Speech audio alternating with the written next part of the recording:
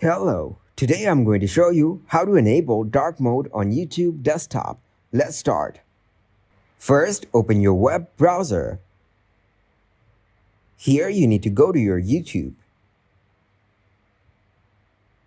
Then click on your profile from the top right corner.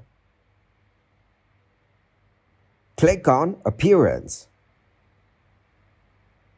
From the given options, you need to click on Dark Theme. The dark mode on YouTube desktop will be enabled. Let's try another method to do it. First, click on your profile. Go to Appearance. Now open a new tab on your web browser. Search for chrome.google.com.